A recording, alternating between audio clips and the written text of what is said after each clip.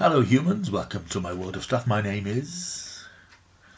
Today I'm doing a slightly different video. I'm not reviewing anything, I'm not unboxing anything, I'm not making a hash of editing anything, hopefully.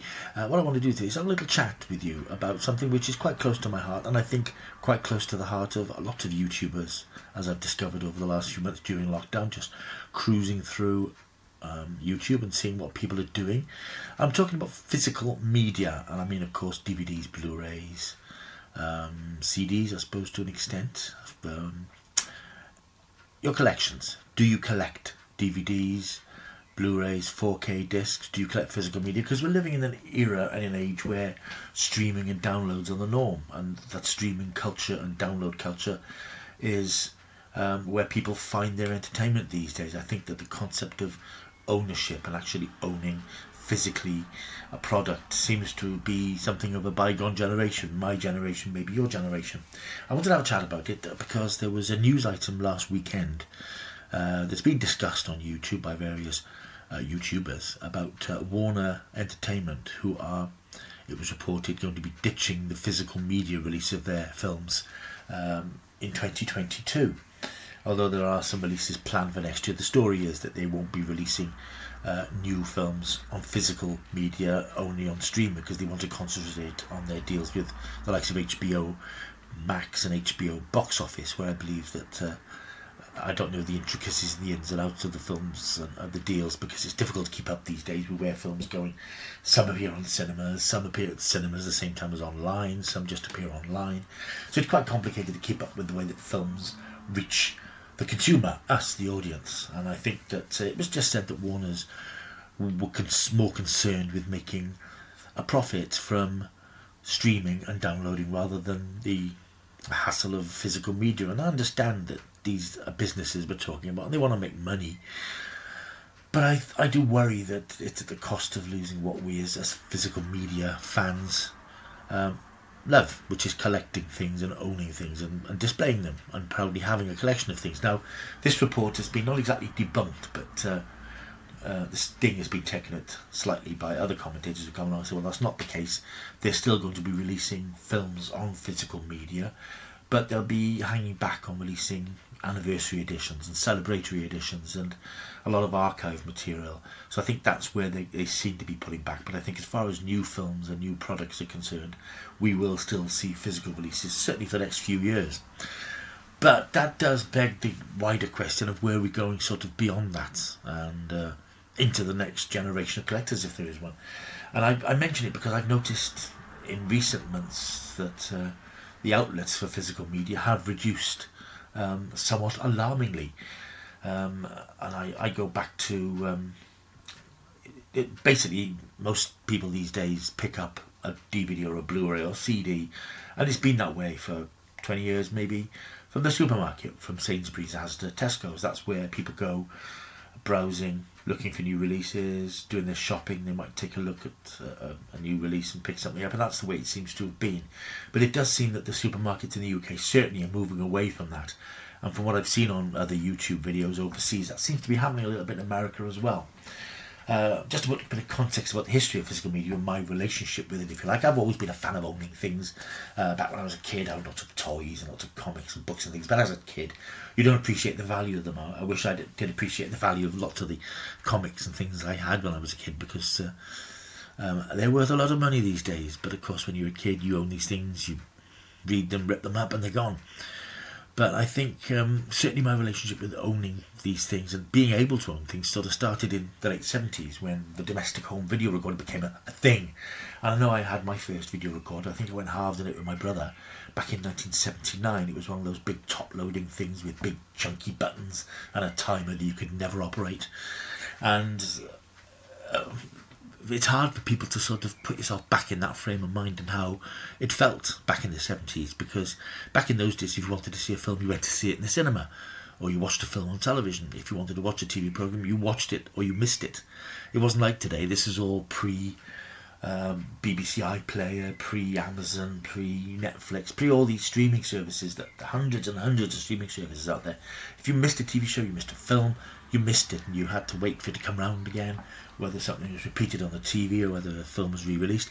But in the late 70s, when DVD players became available and affordable, it was suddenly possible to actually own your favourite films. You could buy your favourite films, you could take your favourite films off the telly, as long as you didn't show them to anybody else, of course. And back in those days, I remember that sort of explosion in the late 70s, early 80s, that new cultural explosion of the video shop. Long gone now, unfortunately, when Blockbusters went under a few years back. That was pretty much the last of the DVD film rental stores, which I think is a shame because it was part of our culture in the late 20th century.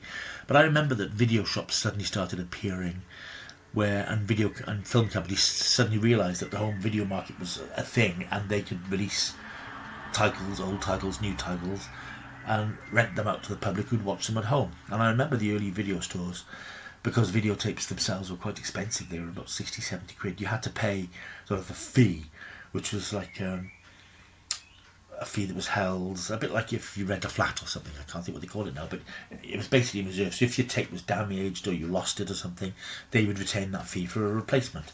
And it's just amazing to think that thousands and thousands of people willingly paid this sort of fee, this reserve fee, and then it enabled them to rent films when they came out. And of course, then as the 70s wore on into the 80s, companies began to realise, well, actually, they can make even more money if people could actually buy these films to keep.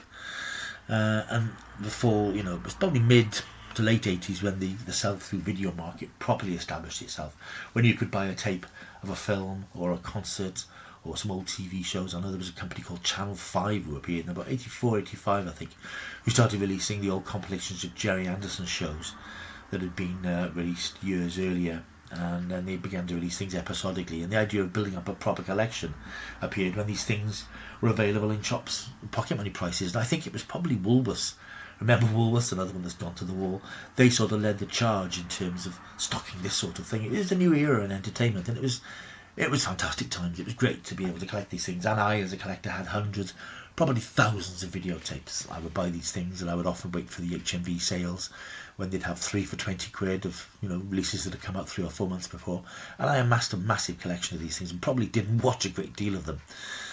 And of course, then as the 80s wore on into the 90s, the entertainment industry adapted the digital format that had been so successful with CDs in the 80s, which had sort of replaced, or at least elbowed out of the way, vinyl. And people were able to buy these crystal clear digital discs with music on them. And that was a phenomenon again in the 80s. And in the 90s, that same technology was used in films. So you could buy a film on a disc, a DVD. And again, they were sort of luxury items. I remember buying my first discs before I had my first player, because I knew, I always go for these things, and I knew I was going to get one, so I was buying discs, usually from Blockbuster when they reduced the sales. And I remember going to Blockbuster and looking at these incredible things, because this was still, the VHS market was still alive at the time, and suddenly DVDs started creeping in, and I was just fascinated by these little plastic cases that had discs in them, and it was like almost like magic to us. I know it sounds crazy, but it was literally like a magical thing that you could own a collection of films on discs.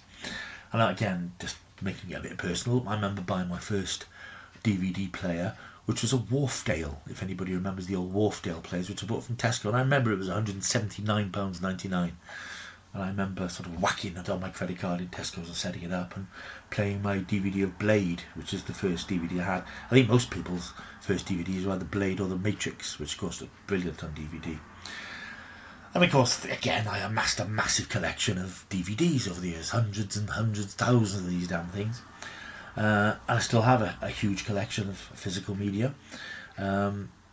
And then, of course, DVDs eventually moved on to the next generation, where were Blu Rays, which were the next highest high-definition discs. And as a consumer, I resisted that for a while, because I thought, well, I don't want to buy the same things again in a new format. But, of course, I did. And now I have a huge collection of Blu Rays. And more recently, so I can cut to the chase what this film video is about, we moved on to the 4K Ultra discs, which started appearing, 5-6 years ago. And again, I was like, nope, I've got these films on 7 different formats, I'm not going to buy them again. And now, as you've probably seen from early videos, I buy 4K discs. Now, I mention all this because I've noticed that there are a lot of people out there who are ardent collectors of physical media, and they go out, and they're fairly indiscriminate. They go out on a Monday and they buy the new releases, and then Tuesday, I think it's Tuesday in America, the new stuff come on. And it's fun to watch these people going to the shops and the supermarkets and picking up the new items, going to HMV. But I worry that all that's going because, as I said, it does seem that the supermarkets are cutting back on their physical media. I mean, a recent example, you've probably come across yourselves, Sainsburys. Now, Sainsburys have always had a big old selection of physical media. There are two quite big Sainsburys fairly near me, excuse me, and they both had big racks of DVDs and Blu Rays and 4Ks, several aisles, and they were full not just of the new releases but slightly obscure things, rare bits and pieces. They do sales, back catalogue stuff, lots of classic TV box sets.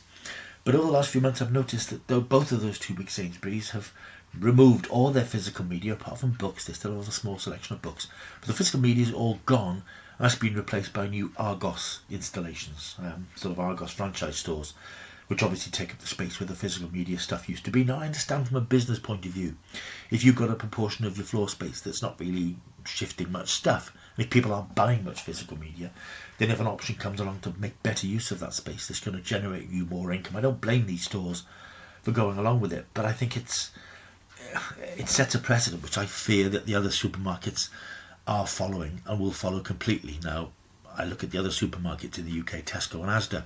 Both of them, again, used to have big ranges of discs.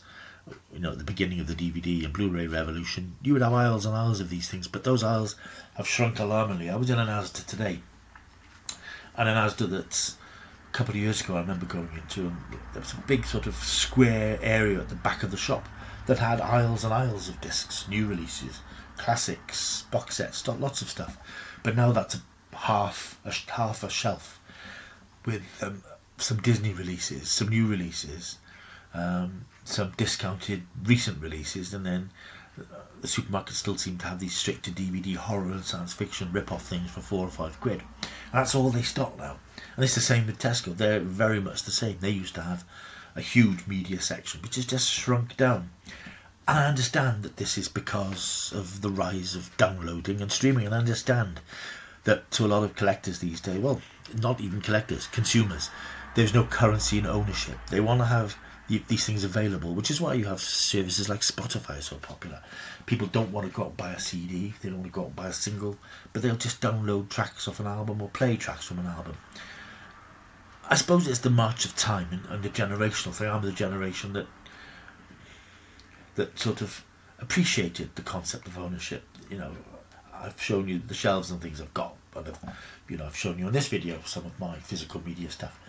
And I think that the concept of actually collecting is gone, which I think is a terrible shame, because it's nice to say, well, I like something enough to invest in it and to buy a nice bookcase to put a box set on and things on, but that doesn't seem to be there anymore. It's a disposable culture that we live in, I suppose, that people want things but they don't want to keep them. They want to have access to them, they want to watch them and see them and listen to them when it suits them, but once they've read them or seen them or listened to them, they're gone and they move on to the next thing. So I'm wondering where that leaves the collectors. Now, we've still got HMV, which is still going. I don't know if it's going strong. It's had its problems over the last couple of years. It's gone bust twice, but it's been rescued. It seems to be doing okay. But again, this takes me back to the days in the 90s and the early 2000s when you could go to a high street and there'd be HMV and there'd be Our Price and Virgin and Fop and Xavier and all these different stores and all these different choices, and the supermarkets would have huge range of stuff. But now we're just left with HMV, and I think that's very sad, because I think that it just limits things, obviously, for the people who want to collect these things. And I think it would be a terrible shame if these things stop being made, because I think it's nice to have a permanent record of something that you enjoy.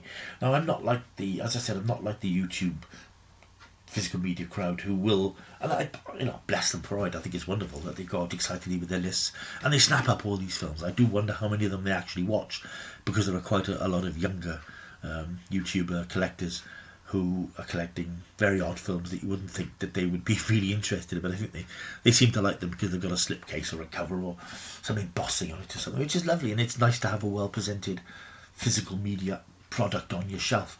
But I personally buy the things that I'm interested in, the things that I like, films I've enjoyed in the past, films that I want to own. Obviously the Marvel films at the moment are the big thing. I'm currently collecting all the 4Ks because I just think that's a particular moment in a cultural time, the Marvel phenomenon, really.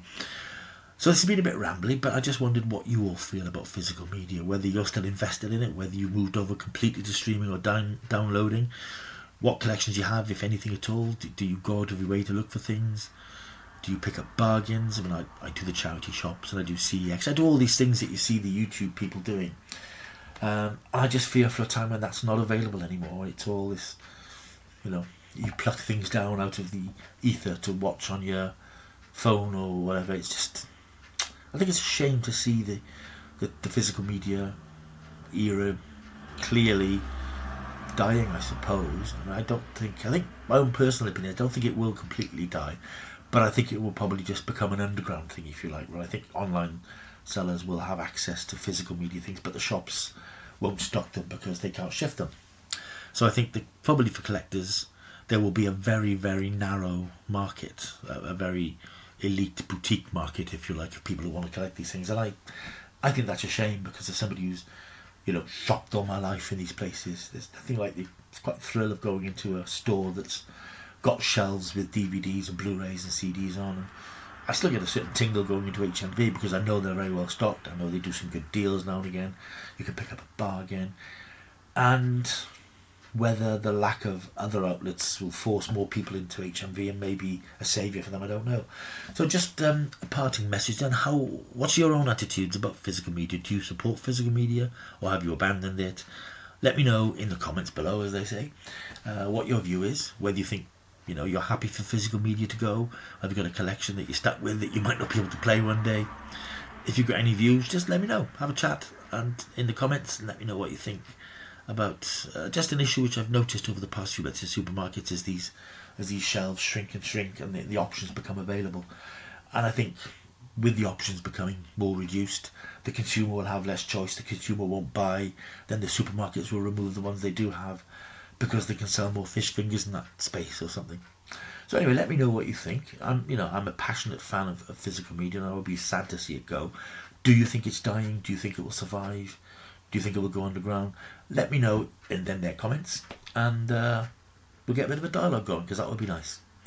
That's me done for now. Hope this video has been okay. Anybody who's waiting for, incidentally, part 2 of my ranking the Doctor's films videos, I was preparing to edit the second one today, but I couldn't find the actual file on my computer, so I'll probably have to go re-record that one, so it could be a little while before that comes back, appears, but it will appear in due course. So, apologies for the rambling, you know what I'm like. Until next time, keep taking the stuff.